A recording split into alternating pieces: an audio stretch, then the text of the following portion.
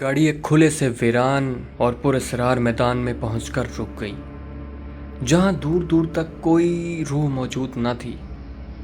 اب ڈرائیور نے گاڑی کا دروازہ کھولا اور میرا ہاتھ پکڑ کر مجھے کھینچ کر باہر نکالا۔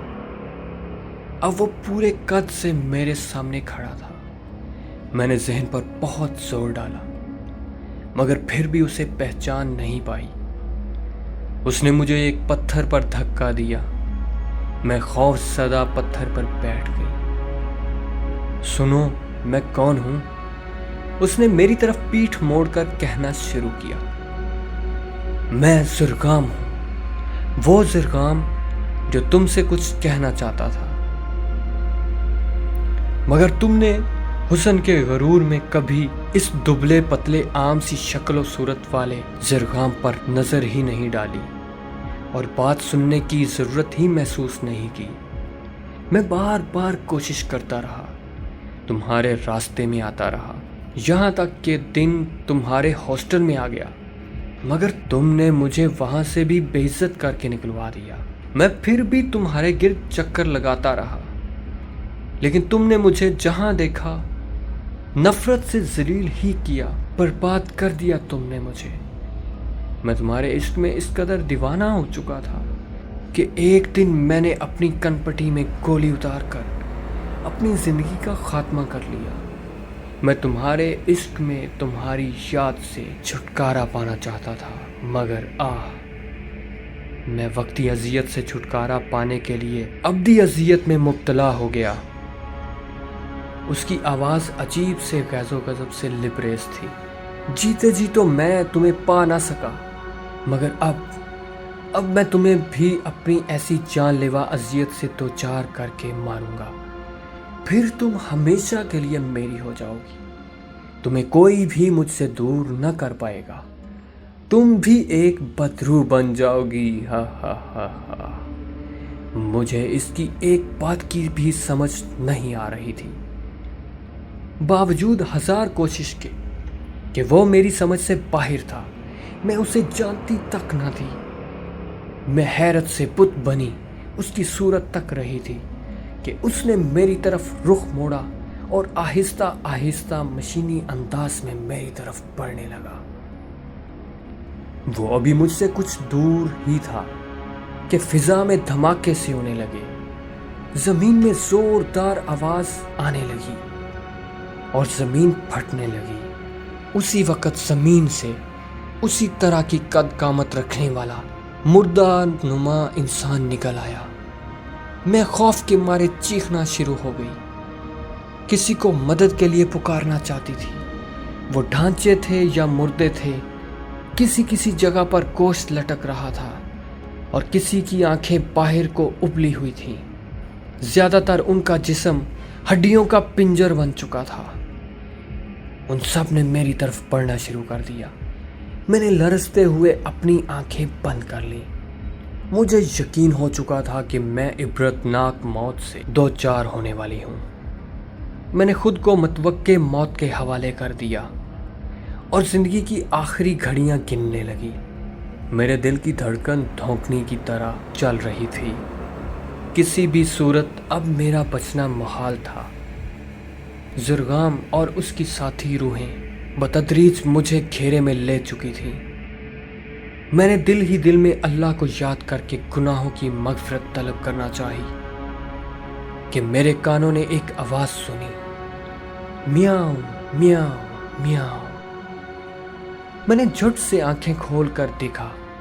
بلی کی آواز سنتے ہی زرگام کی بدروح اور اس کے ساتھی ڈھانچے اپنی اپنی جگہ پر ساکت ہو گئے۔ وہ شاید اس کالی بلی سے خائف تھے۔ بلی ایک طرف سے تیزی سے بھاگتی ہوئی آئی، ایک جمپ لگا کر ڈھانچوں کے اوپر سے ہوتی ہوئی زرگام کی بدروح پر حملہ آور ہوئی۔ بلی کے پنجوں سے زرگام کے چہرے پر سے کھال اڑتی چلی گئی۔ زرگام نے تکلیف سے بلبلاتے ہوئے بلی کو دونوں ہاتھوں میں دبوچا اور زمین پر دے مارا۔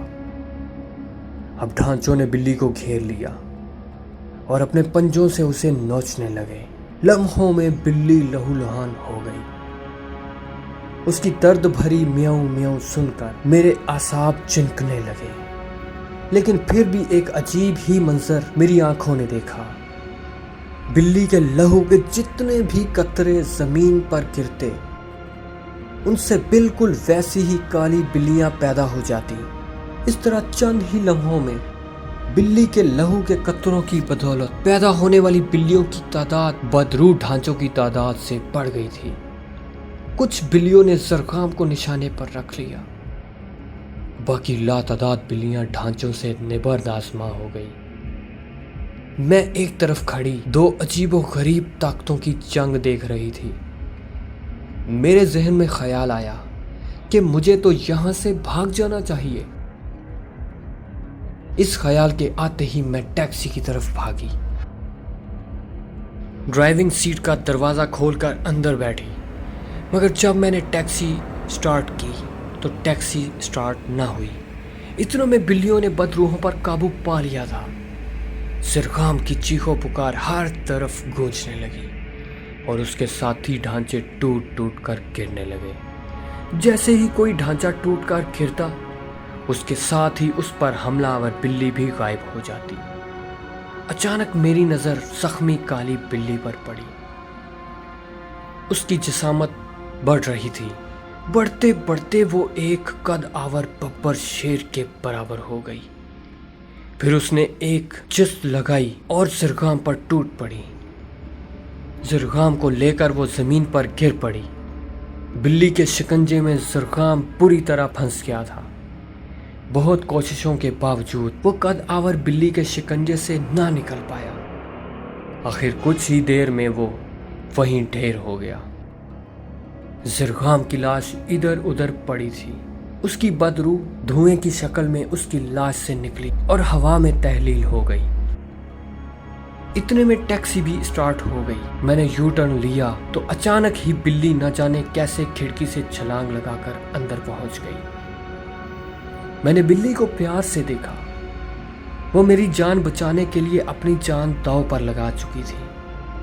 میں نے جلدی سے گاڑی وہاں سے نکالی اور ایک انجان سمت کی طرف بڑھنے لگی۔ میں تیزی سے ٹیکسی چلا رہی تھی۔ میں نے بلی کو ایک بار پھر پیار سے دیکھا۔ اس کے زخموں سے بھی اب خون نکل رہا تھا۔ میں اسے دیکھ ہی رہی تھی کہ اس نے بھی میری طرف دیکھا۔ جیسے ہی ہماری نظر آپس میں ٹکرائی، وہ میاؤں کی زوردار آواز کے ساتھ چیخی۔ میں نے فوراً سامنے دیکھا، مگر تب تک دیر ہو چکی تھی۔ ٹیکسی ایک بہت بڑے درخت کے ساتھ ٹکرا گئی۔ میں اپنی جگہ سے اچھلی، میرا سر اسٹیئرنگ کے ساتھ بری طرح ٹکرایا۔ میری آنکھوں کے سامنے تارے ناچنے لگے، گرم گرم خون میرے چہرے پر بہنے لگا۔ بلی کا مجھے کوئی ہوش نہ رہا۔ ہاں، میرے کانوں میں زرخام کی منحوس آواز آ رہی تھی۔ وہ کہہ رہا تھا، آج تم یہاں سے بچ کر نہیں جا سکتی۔ میں نے بند ہوتی آنکھوں کے ساتھ دیکھا، ٹیکسی کے بونٹ میں آگ لگ چکی تھی۔ دھواں خطرناک حد تک پھیلا ہوا تھا۔ مجھے اپنا دم گھٹتا ہوا محسوس ہونے لگا۔ اتنے میں ہر طرف سائرن بجنے لگا۔ اٹھ جاؤ، روشنی، دیر ہو رہی ہے۔ امی کی آواز میری سماعتوں سے ٹکرائی تو میں نے جھٹ سے آنکھیں کھولی۔ الارم مسلسل بج رہا تھا۔ میں اپنے بستر پر پسینے میں شرابور پڑی تھی، یعنی کہ یہ ایک خواب تھا، انتہائی خوفناک خواب۔